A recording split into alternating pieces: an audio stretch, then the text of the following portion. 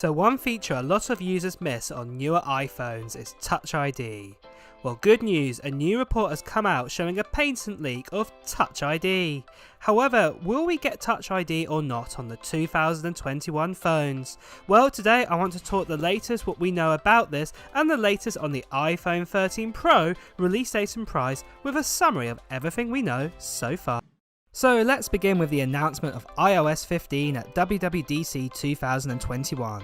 All iPhones look to get some great software features. However, the iPhone 13 and the 13 Pro models will get the best experience this year with its combination of new software and also new hardware features. As quite a lot of new leaks are coming in specifically for either the iPhone 13 or iPhone 13 mini, and then other leaks for the iPhone 13 Pro and the 13 Pro Max, I've decided to split these leaks out going forwards in my videos to keep everything a little bit more simpler. So as per usual in these types of videos, I go over the latest leaks we have heard recently and then cover the release date and a summary of all the features of everything we know so far about the iPhone models that we were given previously, including details about the prices. But first, let's talk about if we'll be getting Touch ID or not in the iPhone 13. Now, there was a recent report from Ming-Chi Kuo that the iPhone 13 was looking to get an underscreen fingerprint scanner that would work via ultrasonic. However, Ming-Chi Kuo has now confirmed that the underscreen fingerprint scanner will not be coming to the iPhone 13 model in 2021, but will be coming to the 2022 iPhone models instead. Kuo earlier this week showed us a patent of this possibility of how the underscreen fingerprinter will all work on the new iPhone, and it was believed to be for the iPhones this year. However, it seems this is not the case now, and it's actually a patent for next year's model that Kuo has confirmed. But do not worry if you think there will be no Touch ID whatsoever this year. There is still a possibility that we will still get Touch ID in a physical button, or actually be the power button on the side of the iPhone, much like what we have on the iPad Air that came out in 2020, also known as the iPad Air 4th generation.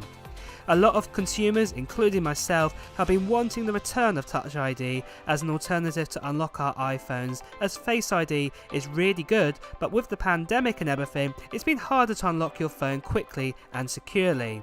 Apple did do an iOS 14 update option for users who have an Apple Watch to unlock their iPhones. However, not everybody owns an Apple Watch. I believe we'll be hearing more news about the physical Touch ID button in a couple of months as we get closer to the iPhone 13 launch. One more thing I'd like to quickly talk about is the giveaway that we're doing on this channel right now, and it is for this. It is for our brand new MacBook Pro M1.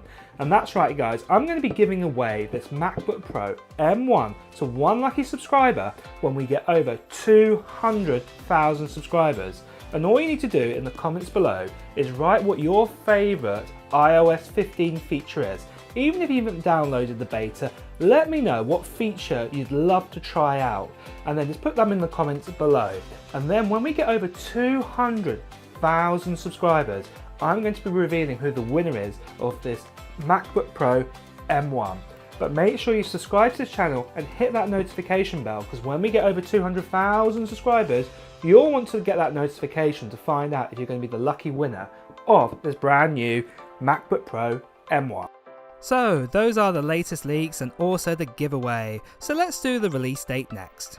This year in 2021, we're expecting an end September, early October launch of all 4 iPhone 13 models.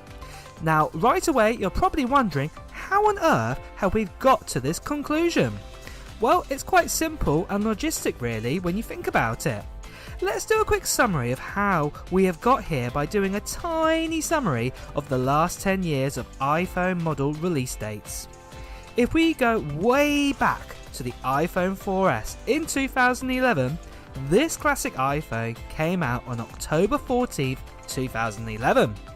Then skip a year to 2012 with the iPhone 5, it was September the 21st, 2012. Then let's skip a few years ahead to say 2016, where it was the iPhone 7 and the 7 Plus release year, where we had a release date of September 16th. Then in 2019, we saw the release date of the iPhone XS or the XS on September 21st and the XR or the XR on October 26th. And last year, for example, with the iPhone 12 models release dates, they were from October 23rd to November 13th. Now, mainly you can see the release dates have been in end September to end October, with the main exception of last year, where it was a bit unusual for the iPhone 12 due to COVID. We had a bit of delay on the release of the models. However, if the pandemic dies down, we expect an Apple event in September for the iPhone 13 models with a release of mid-October compared to the delayed launch what we had in 2020.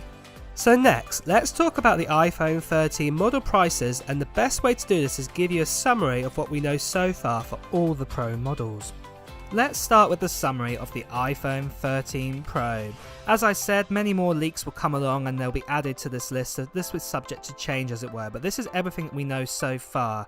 And also in all my other videos coming up in the future for the iPhone 13 Pro models, if there are any kind of leaks that kind of link to any of the information here, I will go over those leaks again. So first of all, the screen. It will be a 6.1 inch screen just like the iPhone 12 Pro, and it will be an LTPO LED display. This is a slightly different kind of display that we have like inside the iPhone 12, the iPhone 11 and below that for an OLED display, but like I said, other leaks are coming in to talk about that further on in other videos. But the resolution of this display is 2532 by 1170. Also at the same time as well, leaks are showing that we are most likely finally this year going to be getting a ProMotion display, and what that basically means in normal language is a 120Hz refresh rate display. So this basically means that the display will refresh itself 120 times per second. And finally, the iPhone 13 Pro would have caught up with kind of Android rivals that also give this option right now. For storage, we get 128GB, 256GB, 512GB, and for the first time 1TB of storage, as according to some new leaks. We're also getting the A15 Bionic, again other leaks have talked about this and the specifications behind this actual chipset, and it also comes with 5G connectivity. However, Apple will be borrowing a Qualcomm 5G modem again, just like what they did in the iPhone 12 models. Again, this iPhone is going to be equipped with 6GB of RAM just like the iPhone 12 Pro, and also it'll have a stainless steel body frame, what again is very similar to the design we've got on the 12 Pro. But as leaks have told us, the actual frame will be actually slightly thicker to accommodate a bigger battery, what I'll get onto in a mo. On the rear, we will have a triple camera and LiDAR sensor, and as leaks have shown already, there's going to be lots of changes and modifications to those camera setup on the back of the actual iPhone 13 Pro. Then for battery size, we get a bump up over the iPhone 12 Pro in the latest leaks that we've had, and we're going to be getting a 3095 mAh battery. Now for prices, the leaks are a bit over the place to be fair, so I've taken this from one reference, so this could change subject to closer to the launch of the actual iPhone 13 Pro. So starting out, we're going to be getting a 128GB option, what will start at $1,049 US, 256GB for $1,149 US, 512GB for $1,349 US, and then finally 1TB for $1,549 US. Now, moving on to the iPhone 13 Pro Max, there are a lot of shared features with the iPhone 13 Pro, for example, like chipset and RAM size, what I'll get onto in a second. But one of the main big differences has got to be the screen size. So again, we're going to be getting that sort of 6.78 screen, and it's going to be an LTPO OLED display. And again, this is that new type of screen technology, what I discussed with the iPhone 13 Pro. The resolution on this display is going to be 2700 278 by 1280, and again it's going to be finally getting a ProMotion 120Hz display, as many leaks have shown this. Again, storage sizes are very similar to the 13 Pro, where we get 128GB, 256GB, 512GB, and finally a 1TB storage option, as we have seen in previous leaks. We're also getting an A15 Bionic chipset, again what I've spoke about in saying that we've had lots of leaks and lots of details about how that's all going to work, and also 5G connectivity with an actual modem borrowed from Qualcomm inside it. Again, 6GB of RAM, again that stainless steel frame body, very similar to the 13 Pro Max, but like I said, like in the 13 Pro, it's going to be slightly thicker according to some new leaks, because it's going to accommodate for a bigger battery inside. On the rear we do have that triple camera and LiDAR sensor, and all of those different bits and pieces have been upgraded as we've seen in leaks. And then again, battery size is going to be bigger at 4352 milliamps.